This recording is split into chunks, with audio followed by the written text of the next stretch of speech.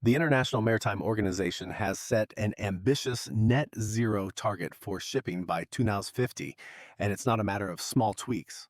Achieving this will require a multi-trillion-dollar overhaul that synchronizes regulation, finance, technology, and human expertise across the entire global fleet, because only a coordinated system can deliver the scale and speed this challenge demands. Before we can make meaningful progress, we must change how emissions are counted, moving beyond the old tank-to-wake focus on onboard combustion to a true well-to-wake life cycle approach.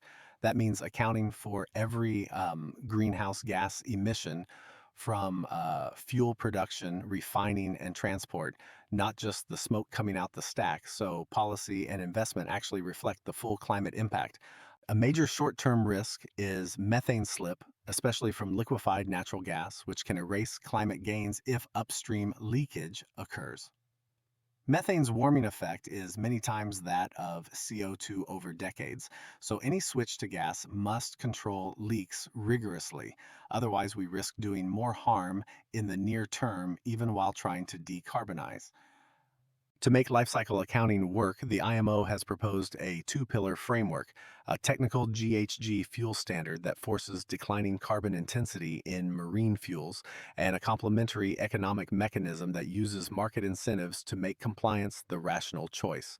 Together, these pillars set binding technical limits and create financial drivers to close the cost gap to cleaner fuels. The IMO's carbon price mechanism makes pollution unprofitable by creating tradable surplus units for low carbon performance and remedial units for those who fall short, with steep penalties for non-compliance.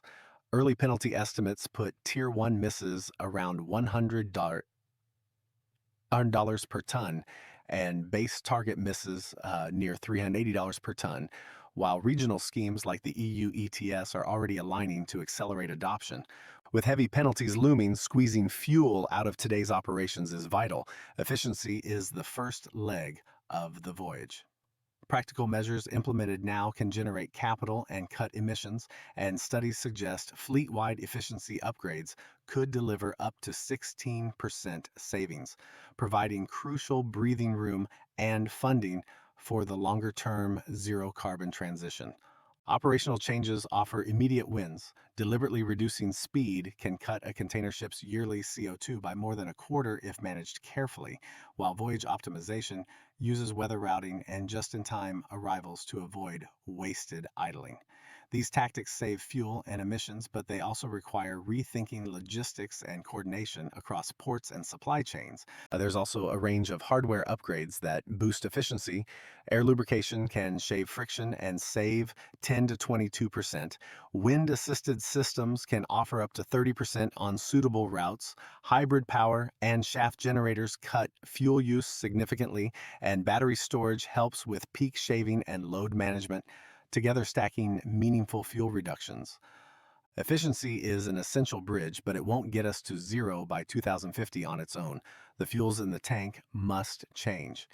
The leading long-term options, green ammonia and green hydrogen, are promising for emissions but pose very different operational, safety, and infrastructure challenges that the industry must confront before they can scale safely.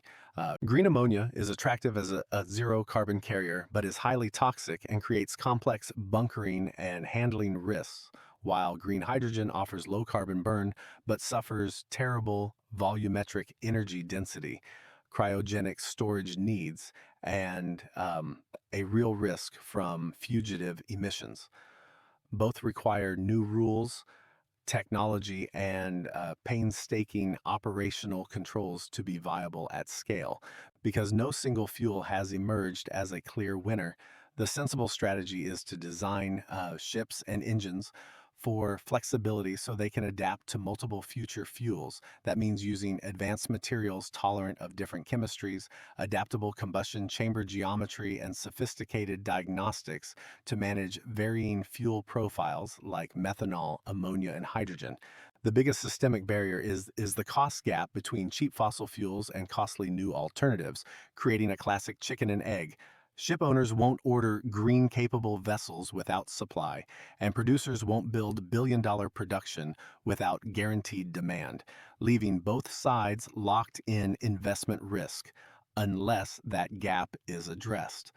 Solving that deadlock requires de-risking strategies like green corridors that concentrate demand and infrastructure on specific trade lanes, and book and claim accounting that separates physical fuel flows from environmental attributes so shippers can buy green credits while refueling conventionally. Together, these approaches help jumpstart scale while infrastructure catches up. None of this works without people. Safely adopting toxic or volatile fuels demands a dramatic upgrade in crew competency.